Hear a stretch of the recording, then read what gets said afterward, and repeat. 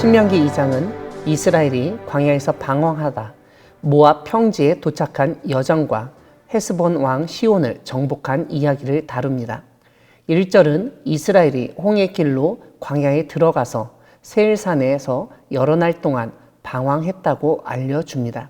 그때 하나님이 모세에게 북으로 가라고 말씀하셨습니다.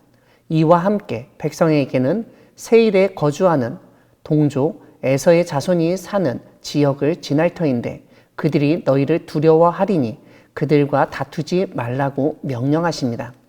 5절을 보면 하나님은 에서의 자손이 살던 그 땅은 한 발자국도 이스라엘에게 주지 않는다고 말씀하십니다. 그 이유는 세일산을 에서에게 기업으로 주셨기 때문입니다.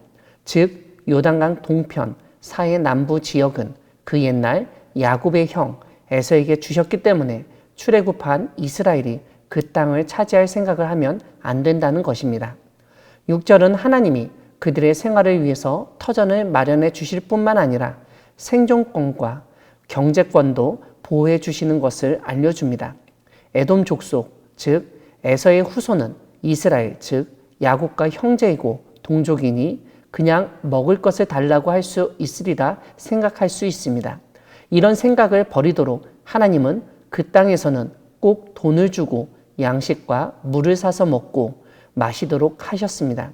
이런 가운데 모세는 광야 생활 중 부족함이 없었다고 회고합니다. 이스라엘은 세일산의 에서의 후손으로부터 떠나서 아라바를 지나 엘랏과 에시온 게벨 곁으로 지나 행진하고 돌이켜 모압 광야까지 지나갔습니다. 이때도 하나님은 모압을 괴롭히지 말라고 싸우지도 말라고 말씀하십니다. 에서에게처럼 롯의 자손인 모압에게도 중심지 아르뿐만 아니라 그 주변 땅을 기업으로 주었기 때문입니다. 10절에서부터 12절까지는 하나님이 하신 놀라운 일들을 우리에게 알려주는데 다름 아니라 에서의 땅과 모압의 땅이 원래는 키가 크고 강하고 많은 사람들이 살던 곳이었다는 사실입니다. 모압 땅에는 아낙 자손과 같은 에밈 사람이 살았고 세일에는 호리 사람들이 살았는데 하나님이 그들을 멸하게 하시고 그 땅에서 모압과 에서가 살도록 하셨다고 알려줍니다. 여기서 아무리 강한 민족이라도 하나님이 멸하고자 하시면 멸망당하고 약한 민족이라도 하나님이 생존케 하시고 보호하시면 이 땅에서 명맥을 유지할 수 있음을 깨닫게 됩니다. 이렇게 에서의 후손의 땅 세일산, 롯의 후손인 모압을 지나서 세렛 시내를 건너가도록 명령하십니다. 16절에서 하나님은 다시 명령하십니다. 모압 변경 아르를 지날 것인데 암몬 족속에게 가까이 이를 때 그들을 괴롭히지 말고 다투지도 말라는 것입니다. 왜냐하면 암몬 족속의 땅도 하나님이 기업으로 롯 자손에게 주셨기 때문이라는 것입니다. 20절에서도 원래 그 땅이 르바임의 땅이었고 아낙 자손처럼 키가 크고 강하고 많은 사람들 삼순민이라고 일컫던 르바임이 거주하였지만 하나님이 그들을 멸하시고 암몬 족속이 대신 그 땅에 살게 하셨다는 설명이 붙어 있습니다. 오늘 본문 뒷부분은 평화로운 앞부분의 분위기와는 확연히 다릅니다. 다른 것이 아니라 24절을 보면 하나님이 이스라엘로 하여금 행진을 하여 아르논 골짜기를 건너가 그 땅의 왕과 땅을 정복하도록 명령하시기 때문입니다.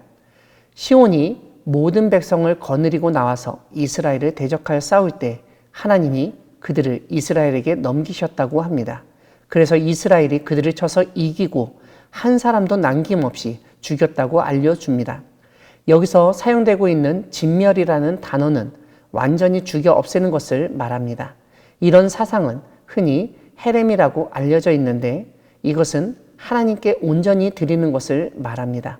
즉 철저히 죽이는 방식을 통해 사람과 물건 모두가 하나님께 속하고 이스라엘에게 더 이상 영향을 미치지 못하게 만드는 것입니다. 사랑하는 광야교회 성도 여러분, 하나님은 이스라엘 주변 민족들의 영토 경계, 그들의 거주지를 정하시고 유지시키는 분이십니다. 하지만 그런 영토와 거주지를 다른 민족에게도 주실 수도 있는 분이십니다.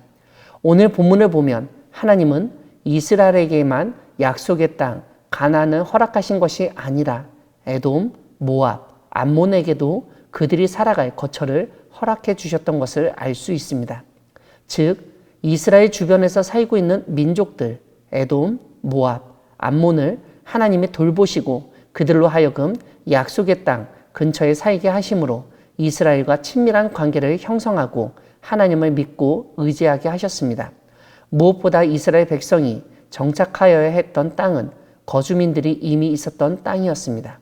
더구나 그들은 각 민족들보다 강하고 수적으로 우세하고 키가 커서 인간적으로는 그들을 이겨 그 땅을 차지할 가능성이 아주 희박했습니다.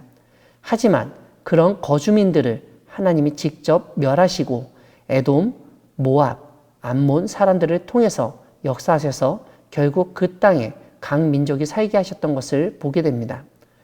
우리는 오늘 본문에서 이스라엘 자손들이라고 하더라도 에돔, 모압, 암몬 사람들과 평화롭게 지내며 거쳐가도록 그리고 양식을 사 먹도록 하나님이 명령하신 말씀에 주목해야 하겠습니다. 하나님은 힘이 강하고 수적으로 우세하다고 그 힘을 남용하지 못하게 하셨던 것입니다. 이런 점에서 하나님은 동족 간의 분쟁, 전쟁을 피하게 하시는 분이십니다.